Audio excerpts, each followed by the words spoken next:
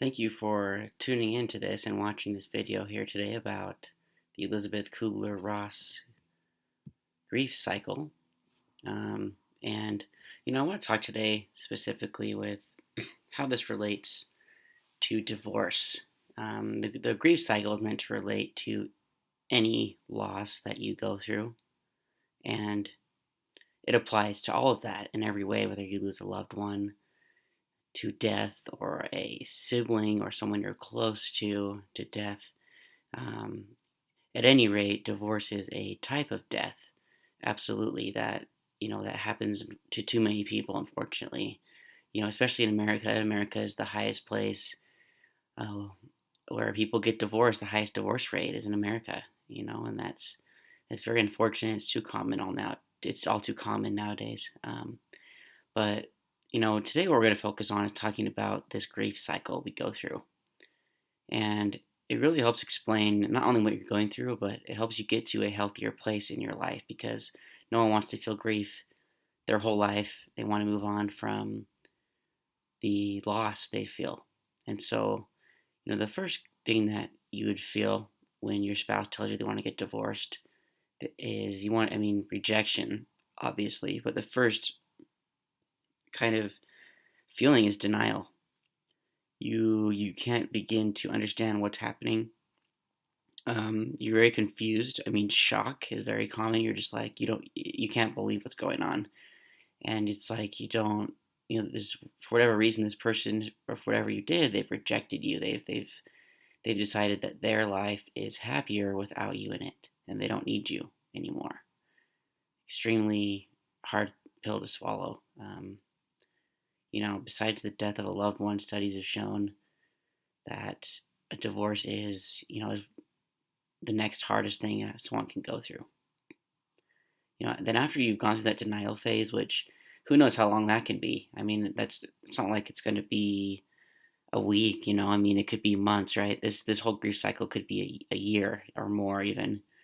After denial, you move on to anger. You start feeling very mad that this person who you were good enough for at one point, who was in love with you, they've chosen to go another way, and you're not acceptable to them anymore. So you feel very angry that you were acceptable at one point, and then now you're not.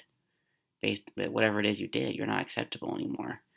That's kind of the fact of the matter with divorce is this person who's divorcing you is saying they're happier without you. They don't need you anymore, and they've made that decision. Uh, incredibly, incredibly hurtful to be the one who's left, especially. I think, with all due respect, divorce is hard for everyone. However, right, there's a certain element to being kind of surprised, whereas, the person who wants to get divorced, they sort of already emotionally prepared for it long before they told you. It's very common. So the feelings of that are not usually as intense for the person who wants to get divorced. Then after anger, you start to feel some depression. You feel helpless because you no longer have control anymore over what's happened. You're overwhelmed, of course, even hostile because it's like it's just you're so volatile at times, and you're vulnerable also because you've just been left. You just got abandoned sometimes, and you're just left in the dust. And then once the dust is cleared a little bit, you kind of move on to bargaining. You're not sure where to find meaning. You still are holding on hope, basically, and you're trying to go, back and forth. And with my divorce, I certainly believe I would go a lot back and forth with anger and bargaining, right? I would just kind of go across that, you know, upside down bridge in this image, so to speak. I would just go back and forth, hoping, like, oh, maybe, she'll change her mind, or like if there's something I can do, like, but at that point, if she's made up her mind, it's like, I mean, wow, it's going to be very hard for her to change that. It's very common, the one who wants to get divorced has already thought about it for a while, and them changing their mind is not likely. And then reaching acceptance is when you've accepted the loss. Acceptance doesn't mean that you're like over it or that you're like suddenly okay now. No, the loss still hurts a lot. What it means though is that the loss of the divorce does not affect your life nearly as much as in the bargaining or depression phase. So people mistake acceptance to mean that you are like fully healed. Like no, like you're not fully healed from the divorce just because you've accepted it. You've accepted the fact that what your role was in it.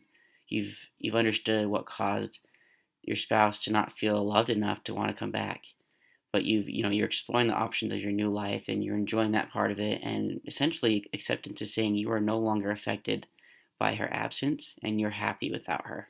Acceptance takes a long time to get to with divorce. I mean, it's not as simple as people make it sound. Thanks again for watching this video. This is a basic rundown of the grief cycle and how it relates to divorce.